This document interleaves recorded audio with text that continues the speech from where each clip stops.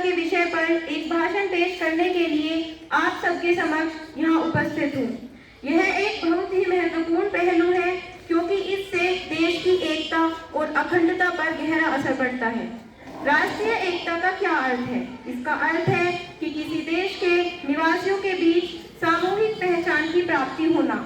यह दर्शाता है कि भले ही हम सभी विभिन्न धर्मों, क्षेत्रों, जातियों से संबंधित होते हैं और अलग अलग भाषा बोलते हैं, हमें यह महसूस करना चाहिए कि हम सभी एक हैं।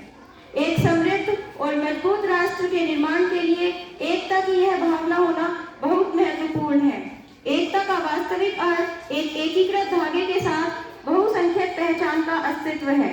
इस विषय पर बेंजामिन फ्रैंकलिन के कुछ अनमोल शब्द इस प्रकार हैं।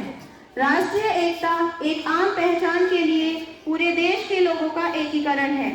भारत एक विशाल प्रदेश है और विभिन्न समुदायों, संस्कृतियों और जातियों के लोग यहाँ एक साथ रहते हैं।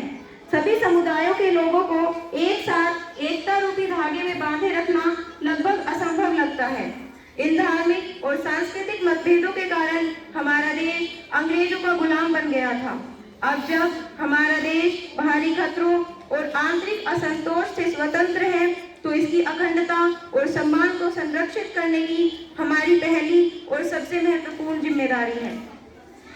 राष्ट्रीय एकता न केवल एक मजबूत देश के गठन में मदद करती है, बल्कि लोगों के विकास को भी प्रोत्साहित करती है। भारत में 19 नवंबर से 25 नवंबर तक की अवधि को आम जनता के विषय में जागरूकता बढ़ाने के लिए राष्ट्रीय सप्ताह के रूप में मनाया जाता है।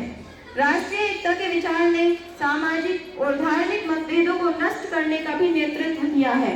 इसलिए यदि हमारे देश के लोग एकता से खड़े रहे तो कई सामाजिक मुद्दों को समाप्त किया जा सकता है। विभिन्न धर्मों और समुदायों के लोग जो पहले अपने धर्म को दूसरे के धर्म से अच्छा बताते थे, धीरे धीरे एकता के महत्व को महसूस कर रहे हैं और देश की एकता और सम्मान के समर्थन में खड़े हैं।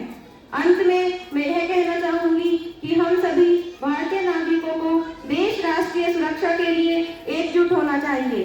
राष्ट्रीय एकता पर इमानुएल क्लेवर द्वारा कहा गया एक प्रसिद्ध वाक्य इस प्रकार है: विभाजन से एकता में अधिक शक्ति है।